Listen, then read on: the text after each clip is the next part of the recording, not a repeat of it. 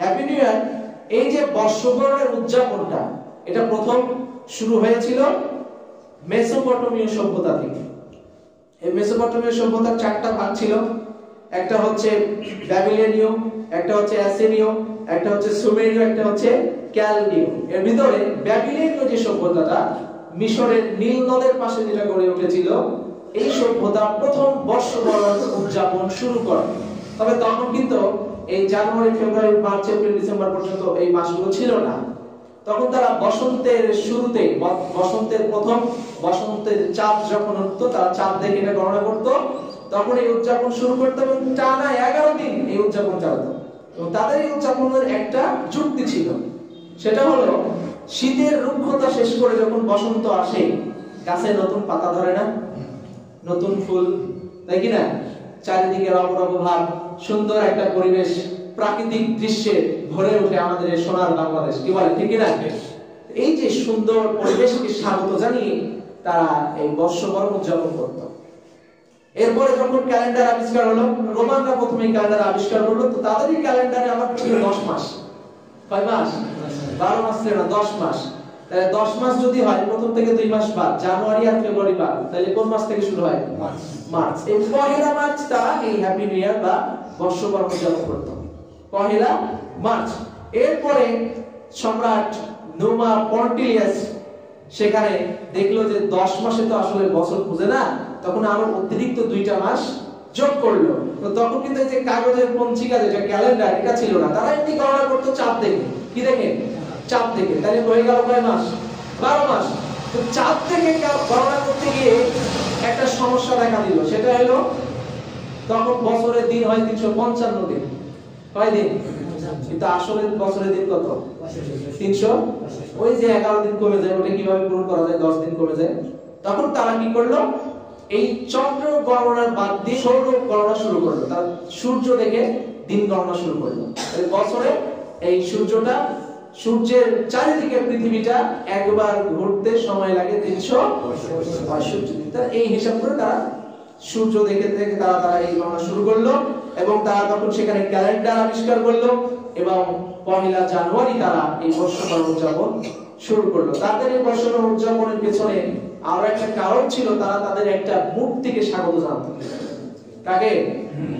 মূর্তিকে স্বাগত জানাতো এবং তার বিশ্বাস করতে পেছনে যা করতে সবশেষ, আগামী থেকে আমরা সব ভালো, আগামী থেকে কি সব ভালো। এই যে পেছনের যে বছরটা চলে গেল, পাস্ট, এটা শেষ, কিন্তু যেটা সামনে আসছে ফিউচার, এটা হ্যাপি হোক, শুভ হোক, এই উপলক্ষে তারা আনন্দ উদযাপন করতো। এবং তাদের আনন্দ উদযাপনের সামগ্রী ছিল নারী এবং মদ। কি ছিল? নারী এবং মদ।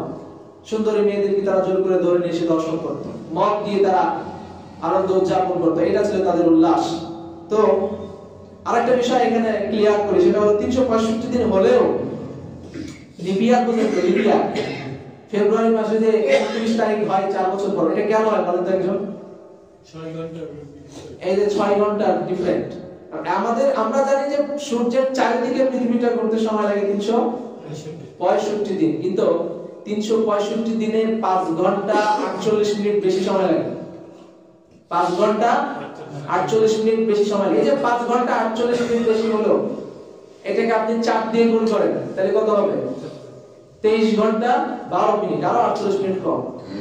কিন্তু তারপরেও আমরা এটাকে একটু বেশি করে ধরে, মানে এটা যারা ক্যালেন্ডার আবিষ্কার করেছিলেন তাদের মতামত, বেশি করে ধরে একটা দিন অতিরিক্ত যোগ করে। কিন্তু এই যে বেশি ধরার কারণে প্রতি 100 বছর পর পর বছরের একটা লিবিয়ার একটা দিন বাদ দিয়ে সবকিছু সমান সমান হয়ে যায়। তো এই যে পহেলা জানুয়ারি যেটা বলছিলাম, এটা আমাদের জানার জন্য শুধু বললাম, জেনে রাখেন। তো বছরের এই যে প্রথম দিনটাকে উদযাপন করতো তারা, এটা প্রথম উদযাপন করেছিল তারা মেসোপটেমীয় সভ্যতা। এরপরে ইংরেজরা 1752 সাল থেকে এই উদযাপন শুরু করলো। কত সাল থেকে? 1752। এর আগে কিন্তু ইংরেজরা এটা উদযাপন করতো না। 1752 সাল থেকে ইংরেজরা এটা উদযাপন শুরু করলো। আর তারপরে আস্তে আস্তে ইংরেজরা যখন আমাদের দেশে আসলো, এই ভারতবর্ষ শাসন করলো, আস্তে আস্তে তাদের কালচার আমাদের মধ্যে জোর করে ঢুকিয়ে দিল। আস্তে আস্তে এরপরে যখন আমাদের দেশ স্বাধীন হলো, ভারতবর্ষ স্বাধীন হলো, তারপরেও দেখা গেল যে তাদের যে কালচার গুলো ছিল আনন্দের, তাই কিনা? জমিদাররা যেত তাদের পার্টিতে মদ পান করতো, নারী নিয়ে নেশা করতো, এটা তো আনন্দের ছিল। কাজেই বাঙালিরাও এই নিয়ে সাথ ছাড়তে পারলো না, তারা তখন তাদের দেখা দেখি ওই উদযাপন শুরু করে দিল।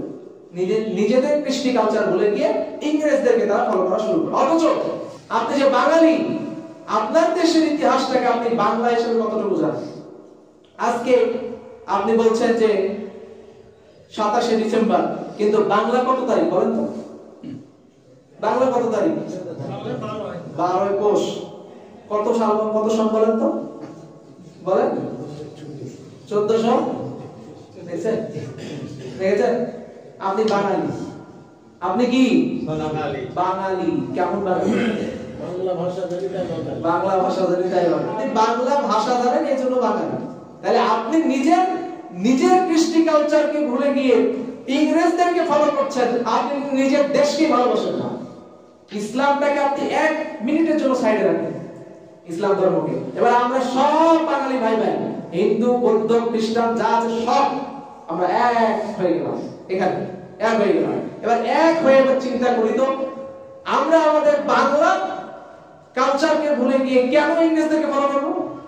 কেন তাদের উদযাপন আমাদের করতে হবে? আমাদের কি দিন তারিখ নাই? আমাদের কি কোনো উদযাপনের বিষয় নাই? আমাদের দেশে কি কোনো ঐতিহ্য দিন নাই? কেন আমরা তাদেরকে অনুসরণ করব?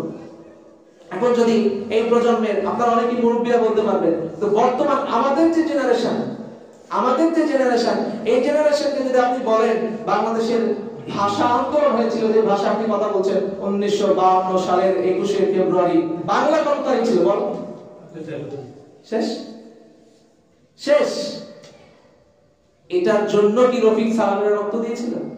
যে আপনি আপনার এই ভাষার, যেই ভাষার জন্য এত রক্ত দেওয়া হলো, যেই ভাষার জন্য জীবন দেওয়া হলো, যেই ভাষাকে বাঁচাতে রাষ্ট্রভাষা বাংলা চাই, এটা বলে কত মানুষ শহীদ হলো, এই দেশকে স্বাধীন করতে এত মানুষ শহীদ হলো, এই দিন দেখার জন্য যে আপনি আজকে ইংরেজদেরকে ফলো করছেন। Happy new year.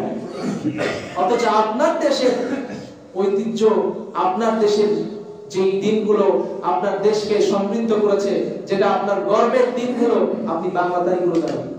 1952 সালের 21শে ফেব্রুয়ারি ছিল 8 ফাল্গুন 1358, মুখস্থ করেন আজ থেকে। যদি সত্যিকার অর্থে নিজেকে বাঙালি মনে করেন, আপনি হিন্দু, মুসলিম, বৌদ্ধ, খ্রিস্টান যাই হন না কেন, সবার জন্য এটা প্রযোজ্য। 1952 সালের 21শে ফেব্রুয়ারি ছিল কত? 8 ফাল্গুন 1358। এরপরে আসেন তো 1971 সালের 26শে মার্চ, এটা আমাদের দেশের বর্তমান যে স্বাধীন দেশ পেয়েছি, এটা ওই দিনটা ছিল এই দেশের জন্য অত্যন্ত গুরুত্বপূর্ণ একটা দিন। এই দেশের স্বাধীনতার ঘোষণা হয়েছিল 26শে মার্চ।